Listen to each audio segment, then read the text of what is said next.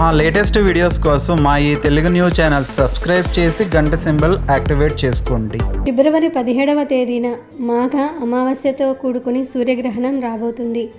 ఇది చాలా పవర్ఫుల్ కనుక ఈ రోజున వేప చెట్టు దగ్గర ఇది పడేయండి చాలు. 2 నిమిషాల్లో దరిద్రము పీడలు పోయి లక్షలు కాదు కోట్లు వస్తాయి. మీరు చేసే ప్రతి పనికి కొన్ని వందల రెట్ల ఫలితం వస్తుంది. అదృష్టం వరించడానికి అవకాశం అనేది ఉంటుంది. మరి ఇంతకీ ఈ గ్రహణం రోజున వేప చెట్టు మొదట్లో ఏం పడేయాలి అనే విషయాన్ని ఇప్పుడు మనం ఈ వీడియోలో వివరంగా తెలుసుకుందాము. అంతేకాదు ఈరోజు ఇంటి గుమ్మానికి ఏ ఆకులు కట్టుకుంటే గ్రహణ ప్రభావం పడకుండా ఉంటుంది, ఈరోజు గుమ్మం పైన ఏ గుర్తు వేయాలి, పురాణాల్లో మాఘ అమావాస్య గురించి ఏం చెప్పారు అనే విషయాలను కూడా ఈ వీడియోలో తెలుసుకుందాము. ఈ వీడియోను చూస్తున్న ప్రతి ఒక్కరికి మా విన్నపం ఏమిటంటే ఈ విషయాన్ని చాలా జాగ్రత్తగా వినండి. ఈ వీడియోని లైక్ చేయండి, ఎందుకంటే వీరు ఇచ్చే ఒక లైక్ ఇలాంటి మరిన్ని ఆధ్యాత్మిక రహస్యాలను మీకు అందించడానికి మాకు ఎంతో స్ఫూర్తిని ఇస్తుంది. కామెంట్ బాక్స్లో జై శ్రీరామ్ అని ఒక కామెంట్ చేయండి. ఇక అసలు విషయంలోనికి వస్తే ఈ సూర్యగ్రహణం గురించి మనం ప్రాథమికంగా కొన్ని విషయాలు తెలుసుకోవాలి. ఈ గ్రహణం ఈ నెల 17న మాఘ అమావాస్య నాడు సంభవిస్తోంది. సూర్యగ్రహణం అంటే సూర్యుడికి మరియు భూమికి మధ్య చంద్రుడు వచ్చినప్పుడు ఏర్పడే ఒక ఖగోళ ప్రక్రియ. అయితే జ్యోతిష్య శాస్త్ర రీత్యా సూర్యుడు మనకు ఆత్మకారకుడు మరియు ఆరోగ్య ప్రదాత. అటువంటి సూర్యుడికి గ్రహణం పట్టడం అనేది ప్రపంచవ్యాప్తంగా ప్రభావం చూపుతుంది. అయితే మన దేశ ప్రజలకు ఒక ఊరట కలిగించే విషయం ఏమిటంటే ఈ సూర్యగ్రహణం మన భారతదేశంలో కనిపించటం లేదు. జ్యోతిష్య శాస్త్రం మరియు ధర్మశాస్త్రాల ప్రకారం ఏదైనా గ్రహణం మనకు కంటికి కనిపించినప్పుడు మాత్రమే దానికి సంబంధించిన కఠినమైన నియమ నిబంధనలు పాటించాల్సి ఉంటుంది. ఈ సూర్యగ్రహణం మన ఇండియాలో కనిపించదు కాబట్టి మనం పెద్దగా నియమాలు పాటించాల్సిన అవసరం లేదు. అంటే సాధారణంగా గ్రహణం ఉన్నప్పుడు మనం వండుకున్న ఆహార పదార్థాల మీద దర్బలు వేస్తాం కదా, ఈసారి అలా చేయాల్సిన అవసరం లేదు. అలాగే గ్రహణం విడిచిన తర్వాత తలస్నానాలు చేయటం అంటే పట్టు విడుపు స్నానాలు అంటారు కదా, అవి కూడా చేయనక్కర్లేదు. మన దేశంలో గ్రహణం కనిపించదు కాబట్టి మన ఊరిలోని గుడులు కూడా మూసివేయరు, అన్నీ యథావిధిగా తెరిచే ఉంటాయి మరియు నిత్య పూజలు కూడా సాగుతూనే ఉంటాయి. గ్రహణం ముగిసిన తర్వాత ఇల్లును శుభ్రం చేయటం లేదా పూజ గదిని కడగటం వంటి పనులు కూడా ప్రత్యేకంగా చేయాల్సిన అవసరం లేదు. ఇవన్నీ మన దేశంలో గ్రహణం కనిపించదు కాబట్టి మనకు వర్తించవు. కానీ గ్రహణం మనకు కనిపించకపోయినా భూమి మీద ఏదో ఒక మూల అది కనిపిస్తూనే ఉంటుంది కాబట్టి దాని యొక్క సూక్ష్మ ప్రభావం అనేది ఖచ్చితంగా ఉంటుంది. కనుక గర్భిణీ స్త్రీలు మాత్రం ఈ విషయంలో ఎంతో అప్రమత్తంగా ఉండాలి. గ్రహణం మనకు కనిపించదు కదా అని నిర్లక్ష్యం చేసి గర్భిణీలు ఆ సమయంలో బయట తిరగటం అస్సలు మంచిది కాదు. గ్రహణ సమయంలో గర్భిణీలు ఇంట్లోనే ఉండటం మరియు ఎటువంటి పనులు చేయకుండా విశ్రాంతి తీసుకోవటం చాలా ఉత్తమం. ఒకవేళ నియమాలు పాటించకుండా బయటకు వస్తే మాత్రం పుట్టబోయే బిడ్డ మీద ఆ గ్రహణ ప్రభావం పడే ప్రమాదం ఉంది. దీనివల్ల పుట్టబోయే బిడ్డకు జీవితాంతం అంగవైకల్యం కలగటం లేదా గ్రహణ మొర్రి వంటి సమస్యలతో పుట్టడం వంటివి జరుగుతూ ఉంటాయి. ఆ బిడ్డ జీవితాంతం ఆ లోపంతో బాధపడాల్సి వస్తుంది. కాబట్టి గర్భిణీలు ఆ సమయంలో చాలా జాగ్రత్తగా ఉండాలి. ఆ సమయంలో కూరగాయలు కొయ్యటము, సూదితో కుట్టడం లేదా ఏదైనా పదునైన వస్తువులను వాడటం వంటి పనులు అస్సలు చేయకూడదు. కేవలం దైవనామ స్మరణ చేస్తూ ఉండటం వల్ల ఆ గండం నుండి బయటపడవచ్చు. ఇక అసలు విషయంలోనికి వస్తే వేప చెట్టు అంటే మన ఇంటి ముందు లేదా ఊరి బయట కనిపించే ఒక సాధారణ చెట్టు అని మనం అనుకుంటాం. కానీ వేప చెట్టు సాక్షాత్తు మహాలక్ష్మి స్వరూపం. పురాణాల ప్రకారం అమృతం కోసం దేవతలు అసురులు క్షీరసాగర మదనం చేస్తున్నప్పుడు వెలువడిన కొన్ని అమృత బిందువులు భూమిపై పడ్డాయి. అవే వేప చెట్టుగా ఆవిర్భవించాయని చెప్తూ ఉంటారు. అందుకే వేప చెట్టుకు చావు లేదు, అది సర్వరోగ నివారిణి. వేప చెట్టును మనం వృక్షరాజ్యం అని పిలుస్తాం.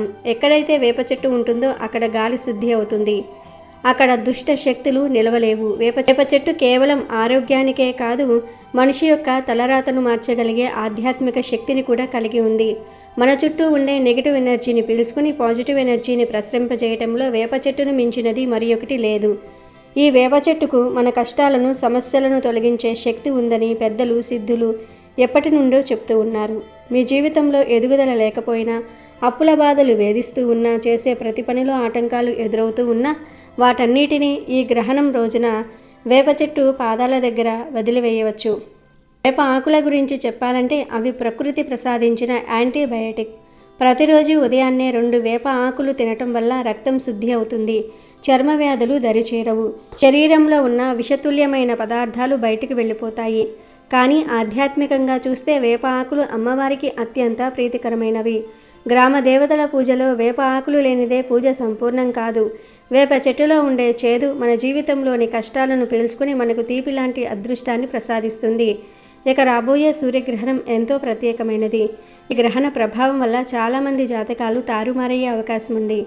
అయితే మనం ఈ సమయంలో సరైన పరిహారం చేస్తే ఆ గ్రహణ దోషాలే మనకు వరాలుగా మారుతాయి. మనకున్న దరిద్రం పోయి, గ్రహణ పీడలు పోయి, పేదరికం నుండి ధనవంతులుగా మారడానికి, వేల నుండి లక్షలకు, లక్షల నుండి కోట్లకు మన సంపాదన పెరగడానికి ఈ పరిహారం అద్భుతంగా పనిచేస్తుంది. ఈ పరిహారాన్ని గ్రహణం ప్రారంభం కాకముందే, అంటే మధ్యాహ్నం 3 గంటల్లోపు పూర్తి చేయాలి. దీనికోసం మీరు ఎక్కడికో వెళ్ళాల్సిన అవసరం లేదు. మీ ఇంట్లో ఉండే వస్తువులతోనే ఎంతో భక్తితో ఇది చేయవచ్చు. ముందుగా ఒక తెల్లటి కాగితం తీసుకోండి. ఆ కాగితంపై ఎటువంటి రాతలు కానీ గీతలు కానీ ఉండకూడదు. ఆ తెల్ల కాగితం మీ మనసులాగే నిర్మలంగా ఉండాలి. ఇప్పుడు ఆ కాగితం మధ్యలో 2 తులసి ఆకులను ఉంచండి. తులసి అంటే విష్ణుప్రియ. ఎక్కడైతే తులసి ఉంటుందో అక్కడ లక్ష్మీదేవి కొలువై ఉంటుంది. ఆ తర్వాత అందులో ఒక జాజికాయను ఉంచండి. జ్యోతిష్య శాస్త్రంలో జాజికాయకు ధనాన్ని ఆకర్షించే గుణం ఉందని చెప్తూ ఉంటారు. ఇది మీ అదృష్టాన్ని పెంచుతుంది, గ్రహణ దోషాలను కూడా పోగొడుతుంది. ఆ తర్వాత ఒక చిన్న దాల్చిన చెక్క ముక్కను, దాల్చిన చెక్క సుగంధ ద్రవ్యం మాత్రమే కాదు, ఇది ఆర్థిక విజయాన్ని చేకూర్చే ఒక శక్తివంతమైన వస్తువు. అనంతరం కొద్దిగా ఉప్పును ఆ కాగితంలో వేయండి. ఉప్పుకు నెగిటివ్ ఎనర్జీని లాగేసుకునే శక్తి ఉంది. మీ ఇంట్లో ఉన్న దిష్టిని, పీడను పోగొట్టడానికి ఉప్పు అద్భుతంగా ఉపయోగపడుతుంది.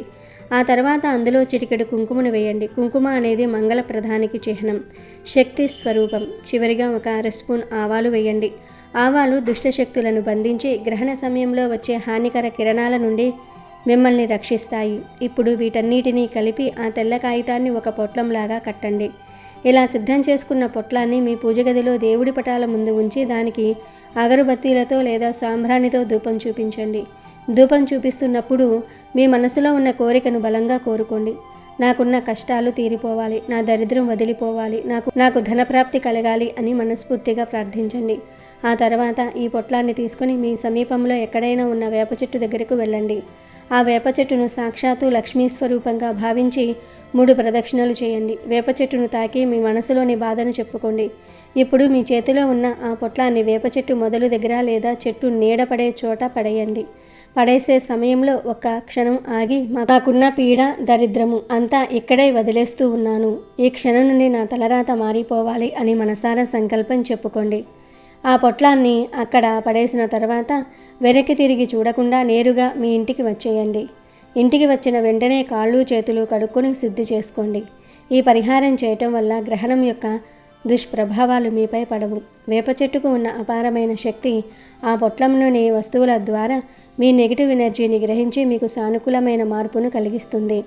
చాలామంది అనుకుంటూ ఉంటారు, మాకు ఎప్పుడూ కష్టాలేనా, మాకు ఎప్పుడు సుఖం కలుగుతుంది అని.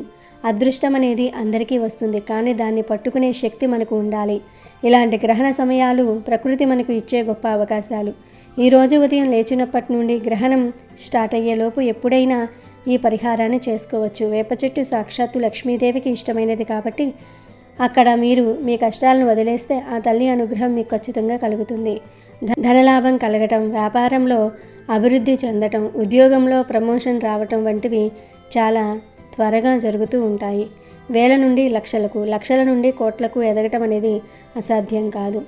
దానికి దైవశక్తి తోడవ్వాలి. ఈ పరిహారం మీలో ఆ నమ్మకాన్ని, ఆ శక్తిని నింపుతుంది. వేప చెట్టు యొక్క గొప్పతనం గురించి ఎంత చెప్పినా తక్కువే. గాలిలో ఉండే బ్యాక్టీరియాను చంపేసే శక్తి వేపకు ఉన్నట్లే మన జీవితంలో ఉండే దౌర్భాగ్యాన్ని చంపేసే శక్తి కూడా వేపకు ఉంది. అందుకే మన పూర్వీకులు ప్రతి ఇంటి ముందు వేప చెట్టు ఉండాలని కోరుకునేవారు. వేప ఆకులు, వేప పువ్వు, వేప బెరడు, వేప గింజలు, ఇలా వేప చెట్టులో ఉన్న ప్రతి భాగం మానవాళికి ఉపయోగపడేది.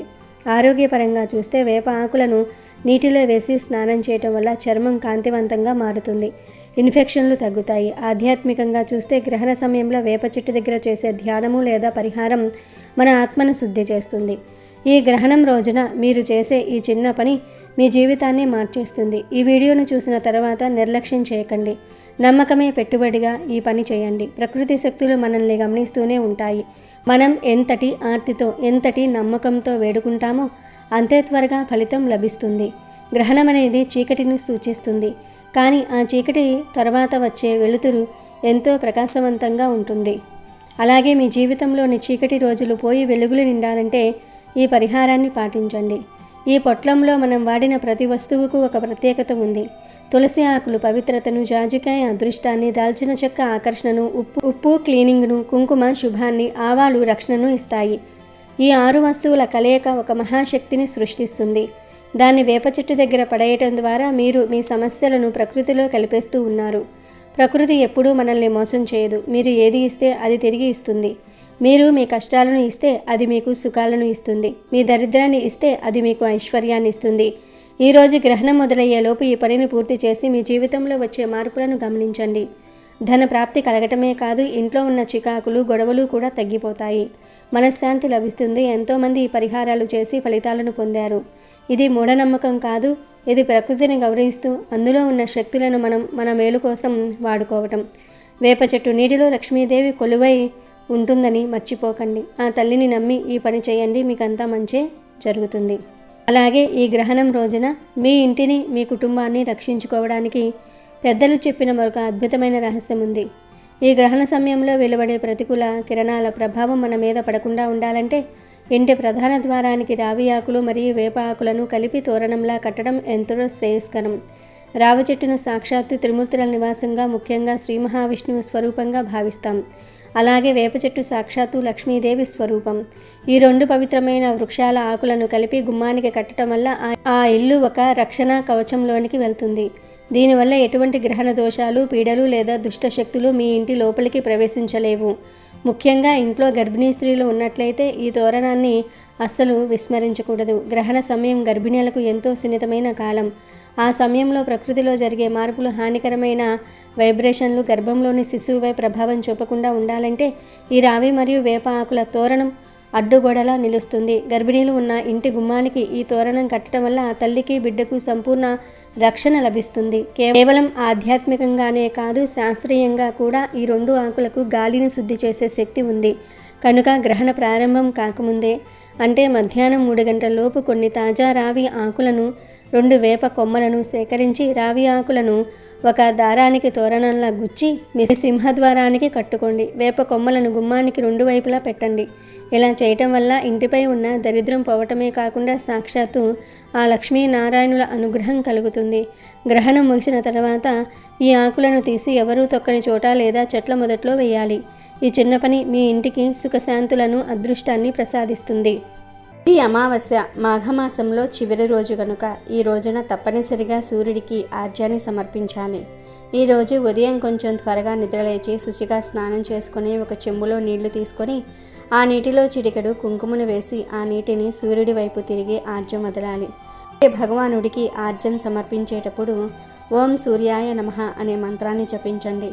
ఇలా చేయటం వల్ల ఆరోగ్య సమస్యలు రావు. ఒకవేళ ఆరోగ్య సమస్యలు ఉన్నా పోతాయి. మీ కోరికలన్నీ కూడా త్వరగా నెరవేరుతాయి. మీ జీవితంలోని బాధలన్నీ కూడా తొలగిపోతాయి. అలాగే ఈరోజు మీ ఇంటి మెయిన్ డోర్ పైన స్వస్తిక్ గుర్తును వేస్తే చాలా మంచిది. స్వస్తిక్ గుర్తులో ముక్కోటి దేవతలు కొలువై ఉంటారు కాబట్టి ఈ అమావాస్య రోజు మీ ఇంటి ముందు స్వస్తిక్ గుర్తుని గీయండి. పసుపుతో కానీ గంధంతో కానీ మీ ఇంటి ముందు స్వస్తిక్ గుర్తుని గీస్తే మీ ఇంట్లోని చెడంతా బయటకు పోతుంది. దేవతలు మీ ఇంట్లో అడుగు పెడతారు. ఇక మీ ఇంట్లో ఎలాంటి సమస్యలు లేకుండా మీ కుటుంబానికి అఖండ కుబేర రాజయోగం సిద్ధిస్తుంది. కష్టాలు రాకుండా ఉంటాయి. అనారోగ్యాలు దరిచేరవు. కనుక ఈ అమావాస్య రోజు మీ ఇంటి ముందు స్వస్తిక్ గుర్తును గీయండి. పసుపులో లేదా గంధంలో పాలను కలిపి పేస్టులాగా చేసుకొని ఆ పేస్టుతో స్వస్తిక్ గుర్తు గీయండి. మీకు అన్ని శుభాలే జరుగుతాయి. మాఘమాసంలో వచ్చే అమావాస్య ఎంతో శక్తివంతమైనది. ఏ పాపాన్ని అంటనివ్వదు. కనుక ఈ మాసానికి మాఘమాసమని పేరు. మాఘ అమావాస్య గురించి విష్ణు పురాణంలో వివరించారు.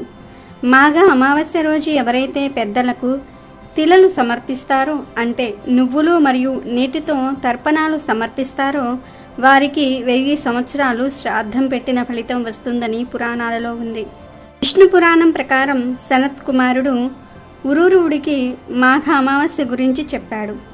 మాఘ అమావాస్య రోజు చేయు శ్రాద్ధం వలన 1000 సంవత్సరాలు శ్రాద్ధం చేసిన ఫలితం లభిస్తుంది. అంతేకాదు, ఈ శ్రాద్ధం వలన పెద్దలు 1000 యుగాలు ఆనందంగా సుఖంగా ఉంటారని ఉరూరుడికి సనత్ కుమారుడు చెప్పాడు.